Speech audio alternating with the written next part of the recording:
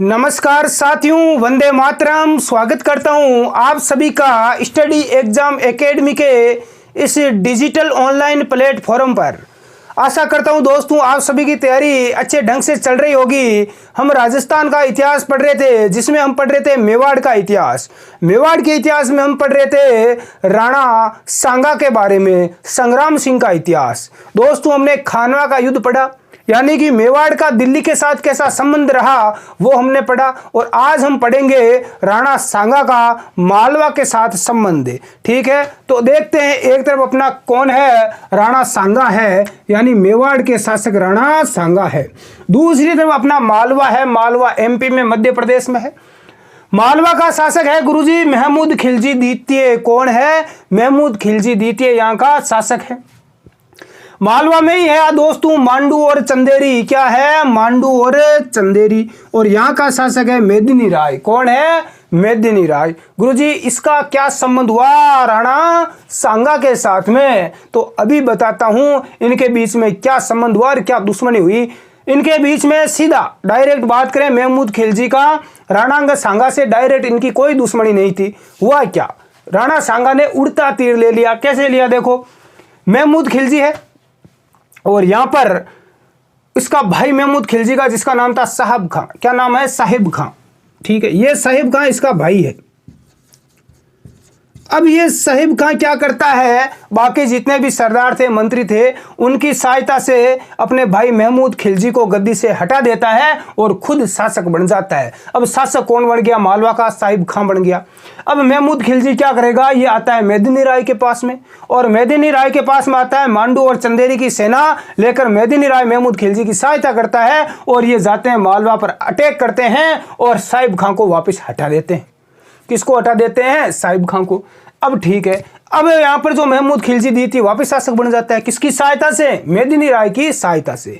अब देखो, इसके जो महमूद जो खिलजी है, इसके जितने भी जो मुस्लिम सरदार वगैरह मंत्री थे, और इस जो मेदिनी राय को ये महमूद खिलजी क्या करता है, मालवा का जो अपना प्रधानमंत्री नियुक्त कर देता है, यानी उच्च पद पर इसकी नियुक्ति भी कर देता है, जिससे बाकी के जो सरदार है वो नाराज हो जाते हैं। और फिर वो क्या करते हैं, इस महमूद खिलजी को इसको भड़काते हैं, इसके विरुद्ध कान भरने लग जाते हैं और इसको भड़का भड़का कर मेदिनी राय को क्या करता है, ये अपने मंत्री पद से भी हटा देता है, प्रधानमंत्री के पद से भी हटा देता है, और मांडू और चंदेरी की जागीर भी छीन लेता है। अब देखो, अब बेचारा इसी ने इसको शासक बनाया और इसने इसको वापस हटा दिया। अब यहां से मेदिनी राय क्या करेगा, ये आएगा अपना मेवाड़। मेवाड़ के शासक राणा सांगा के पास में आता है और राणा सांगा से सहायता मांगता है। तो राणा सांगा इसको, मेदिनी राय को गागरोन कहां पर है? झालावाड़ में, और चंदेरी की जागीर है वो इसको प्रदान करता है। अब मेदिनी राय को कौन सी जागीर मिल गई? गागरोन और किसकी? चंदेरी की। तो यहां तक बात आपके समझ में आई होगी। एक बार उतार लो, फिर आगे हम बात करते हैं।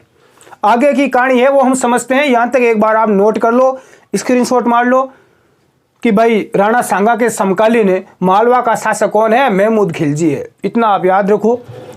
हाँ, और गागरोन और चंदेरी का शासक कौन है? यहां पर जागीर किसको दी गई? मेदिनी राय को दे दी गई। इतनी चीज आप एक बार समझो।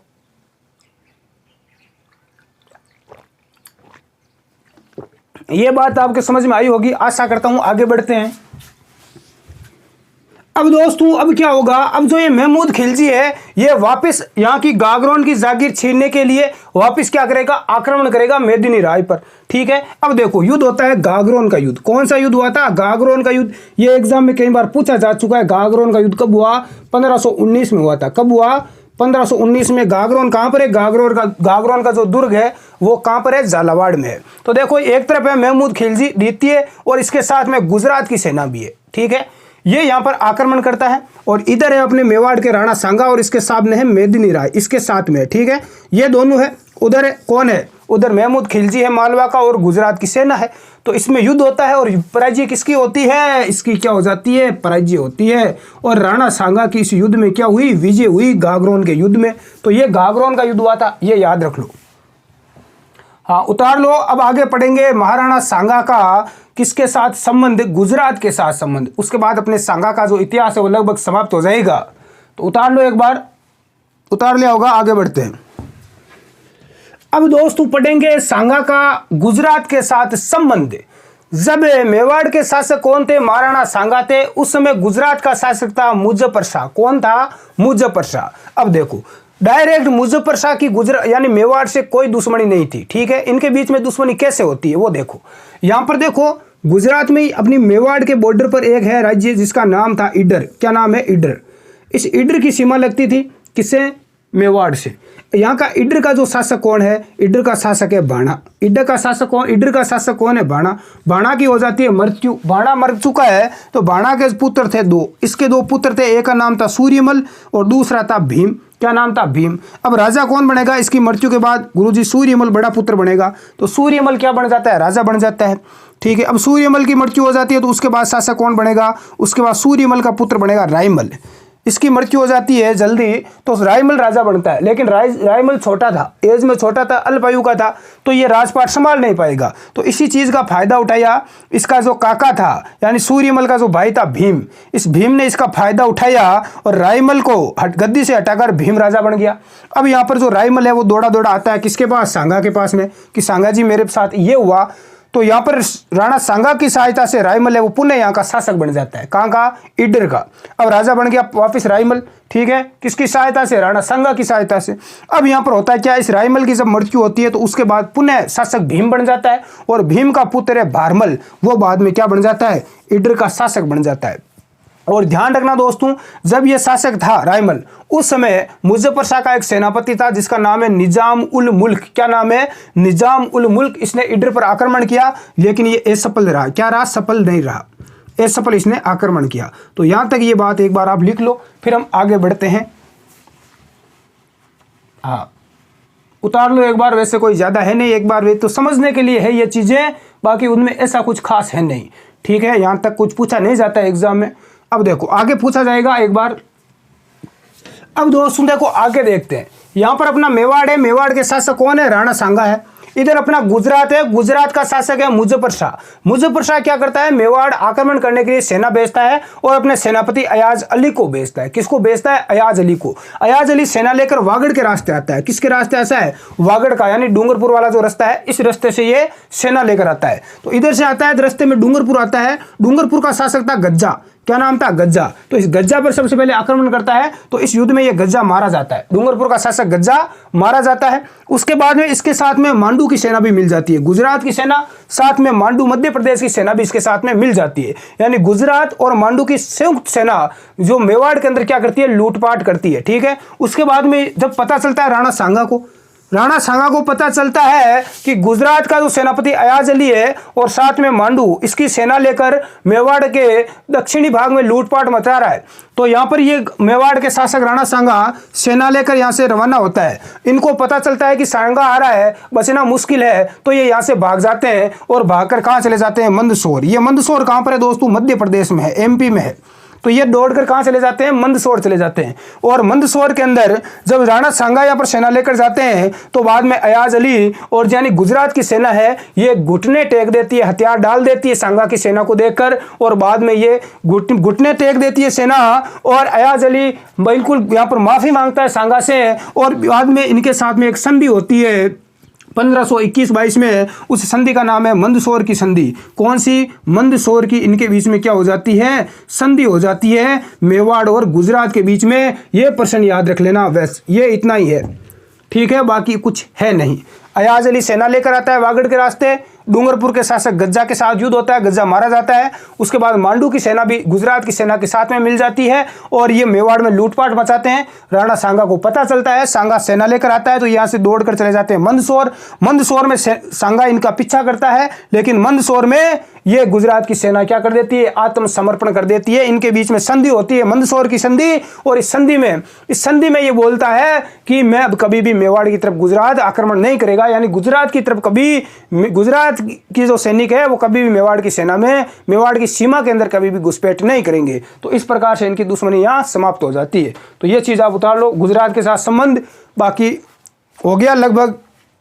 हाँ, उतार लिया होगा आशा करता हूँ आप सभी ने, रोककर बीच में।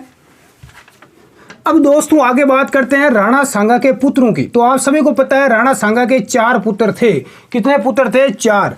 सबसे बड़ा पुत्र था, उसका नाम है रतन सिंह, उसके बाद में भोजराज, ये जो अपनी मीराबाई थी मेड़ते वाली, उनके पतिराज, और उसके बाद विक्रमादित्य और सबसे छोटा उदय सिंह। तो ये 4 पुत्र थे। इसमें से जो 2 पुत्र थे विक्रमादित्य और उदय सिंह, ये हाड़ी रानी कर्मावती के पुत्र थे। किसके थे?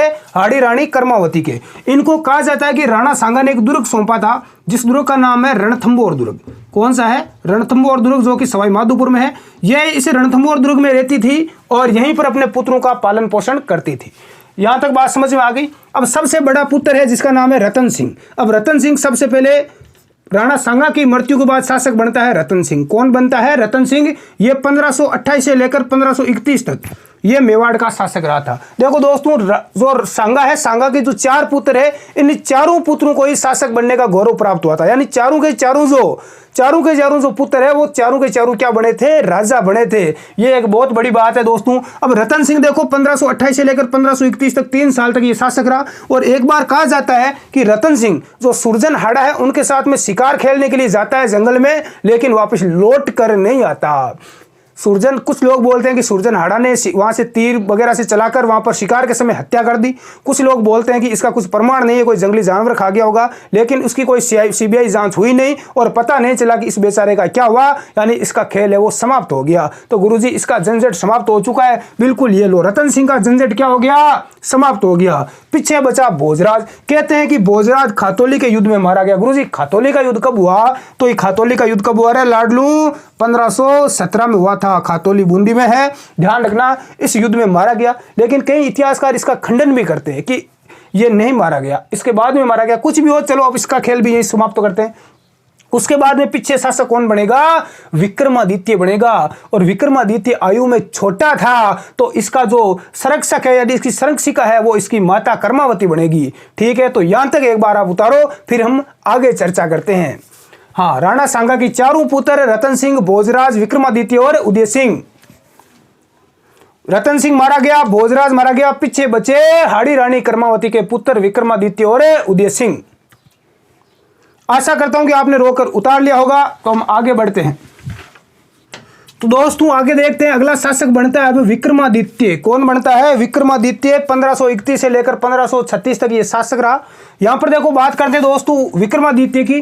तो ये छोटा बच्चा था बेचारा, ये कैसे राजपाट का कार्य करेगा? तो इसकी जो संरक्षिका थी वो थी इसकी माता हाड़ी रानी कर्मावती। ठीक है, हाड़ी रानी कर्मावती थी। अब यहां पर इसका संबंध पढ़ते हैं कि भाई दिल्ली का शासक कौन था, गुजरात का शासक कौन था। तो उस समय जब मेवाड़ का शासक विक्रमादित्य था, तो उस समय दिल्ली का शासक मुगल हुमायूं था। कौन था दोस्तों? बाबर का पुत्र, बाबर की औलाद हुमायूं था। यहां पर देखो, कर्मावती को पता था कि उसका पुत्र छोटा है, वो मेवाड़ की रक्षा नहीं कर पाएगा। यदि गुजरात से कभी आक्रमण हो भी जाता है, तो इसका जो संबंध था, इसका जो व्यवहार था, हुमायूं के साथ बहुत अच्छा व्यवहार था। इनके बीच में संधि भी हो रखी थी। तो उसके अनुसार, उस संधि के अनुसार हुमायूं ने कर्मावती को बोला था कि मेवाड़ के ऊपर जब भी संकट आएगा तो उस समय हम आपकी सहायता करेंगे। लेकिन वहां पर होता है क्या दोस्तों? इस तरफ है अपना गुजरात, नीचे की तरफ क्या है? गुजरात है गुरुजी, जीजे है।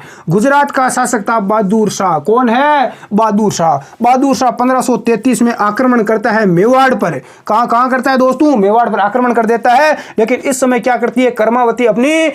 अपनी सोच, अपनी सूझबूझ का प्रयोग करती है और इसको क्या करती है? बहादुर शाह को रणथंभौर का दुर्ग दे देती है। कौन सा दुर्ग देती है? रणथंभौर का दुर्ग। तो बहादुर शाह क्या करता है? रणथंभौर का दुर्ग लेता है और वापस चला जाता है गुजरात। तो ठीक है, संकट टल गया। अब देखो होता है क्या है, बहादुर शाह फिर से मेवाड़ पर विजय प्राप्त करना चाहता है। बहादुर शाह पुनः आक्रमण करता है। क्या करता है? पुनः क्या करता है दोस्तों? अटैक करता है मेवाड़ पर 1534 में। अरे इस बहादुर शाह को पता था यदि मैंने मेवाड़ पर आक्रमण किया तो हुमायूं क्या करेगा? हुमायूं रक्षा करने के लिए जरूर आएगा। तो इससे हुमायूं से डरता था। हुमायूं के पास विशाल फौज थी उस समय। तो देखो दोस्तों होता है क्या है, 1534 में इस बहादुर शाह को पता था हुमायूं कहां बिजी था? खुद कालिंजर युद्ध में बिजी था। कालिंजर के किले को जीतना इतना आसान नहीं था। इसको पता था कि हुमायूं 6 महीने भी नहीं पहुंचेगा और उस किले की इस लड़ाई को कालिंजर को जीते बिना आएगा नहीं, इसमें उसको समय लगेगा। तो इस मौके का इसने फायदा उठाया बहादुर शाह ने, और इसने 1534 में मेवाड़ पर क्या कर दिया दोस्तों, आक्रमण कर दिया। अब आक्रमण कर दिया, उसमें कहते हैं कि कर्मावती ने, अडी रानी कर्मावती ने दिल्ली हुमायूं को राखी भेजी थी, लेकिन हुमायूं बेचारा सहायता करने के लिए पहुंच नहीं सका। इसका कारण क्या था, हुमायूं खुद यहां पर कालिंजर युद्ध में फंसा हुआ था। तो ये एक रीजन था जिसकी वजह से हुमायूं यहां पर रक्षा करने के लिए नहीं आया। और आखिर क्या हुआ, जो आप सोच रहे हो वही हुआ दोस्तों, चित्तौड़ का, मेवाड़ का दूसरा साका हुआ। पहला साका कब हुआ था, कमेंट करके बताओ देंगे। मेवाड़ का पहला साका कब हुआ था, कब हुआ दोस्तों, 1303 में हुआ था। रानी पद्मिनी हमने पढ़ा था जिसने जोर किया, और रतन सिंह ने केसरिया किया था। और उसके बाद में ये दूसरा साका हुआ था। कब हुआ दूसरा साका, 1534 में, ये याद रखना। गुरुजी यहां पर केसरिया किसने किया, क्योंकि जो ये विक्रमादित्य था ये बेचारा छोटा बच्चा था, इसको यहाँ से और इसको और उदय सिंह को यहाँ से सुरक्षित अपने ननियाल भेज दिया गया। इसको ननियाल भेज दिया गया। पीछे से जो केसरिया किया वो किया बाघ सिंह ने। केसरिया पगड़ी किसने धारण की, बाघ सिंह ने धारण की। बाघ सिंह युद्ध करते हुए शहीद हो गए बेचारे। और पीछे से जोर किसने किया गुरुजी, जोर किया था हाड़ी रानी कर्मावती ने। किसने किया था, हाड़ी रानी कर्मावती ने पीछे से जोर कर लिया। और इस प्रकार से मेवाड़ का दूसरा साका हुआ था। यह चीज आप ध्यान रखना, साका क्या होता है, जिसमें केसरिया और जोर दोनों एक साथ होते हैं। तो यह चीज आप ध्यान रखो, एग्जाम में कई बार पूछा गया है। सबसे ज्यादा परीक्षा में पूछा जाता है कि जब मेवाड़ का दूसरा साका हुआ था उसमें मेवाड़ का शासक कौन था, तो ध्यान रखना विक्रमादित्य था दोस्तों। हाँ, और केसरिया किसने किया था, बाघ सिंह ने किया था। इतना आप एक बार नोट करें, बीच में क्लास को रोकर उतार लें एक बार, फिर आगे बढ़ते हैं।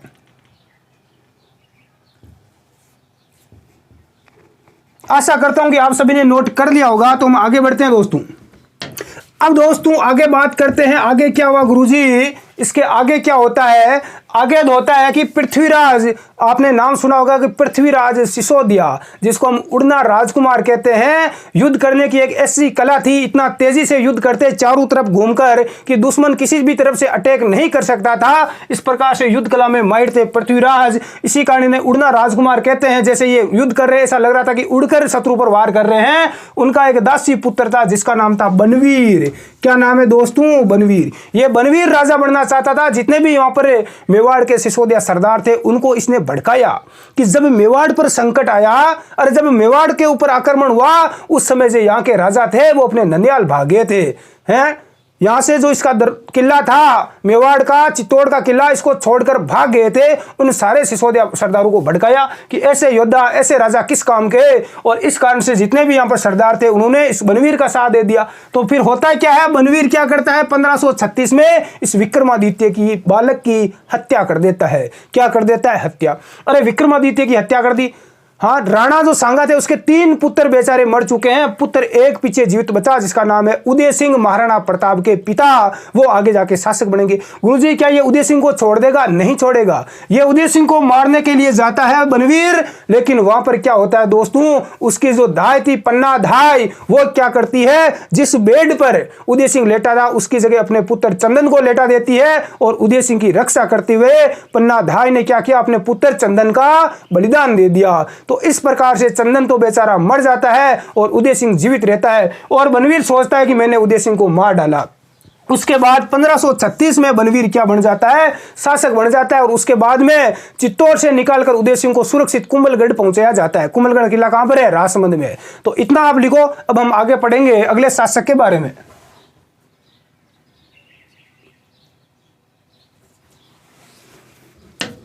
आगे देखते हैं दोस्तों, अगला शासक अपना बनता है बनवीर दासी पुत्र। 1536 से 1537 1 वर्ष तक ये शासक रहा था। हाँ, पृथ्वीराज सिसोदिया का ये दासी का पुत्र था, एक दासी थी उसकी, और उसके ये पुत्र हो गया था। देखो, सबसे पहले इस बनवीर ने क्या क्या निर्माण कार्य करवाया दोस्तों, ये एग्जाम में प्रश्न पूछा जा चुका है। इसने चित्तौड़गढ़ के दुर्ग में तुलजा भवानी का मंदिर बनवाया था। तुलजा भवानी का मंदिर कहां पर है, चित्तौड़गढ़ के किले में है। और इसका निर्माण किसने करवाया, बनवीर ने करवाया। हाँ बिल्कुल। एक थे अपने जो शिवाजी थे मराठा, शिवाजी मराठा की कुल देवी, उसका नाम बताओ देंगे कमेंट बॉक्स में। इसके अलावा चित्तौड़गढ़ के किले में इसने 9 कोटा भंडार का भी निर्माण करवाया। और उसके बाद में क्या होता है दोस्तों, इस 9 कोटा भंडार को चित्तौड़ दुर्ग का लघु दुर्ग कहते हैं। क्या कहते हैं इसे, चित्तौड़ के दुर्ग का लघु दुर्ग इसे कहा जाता है।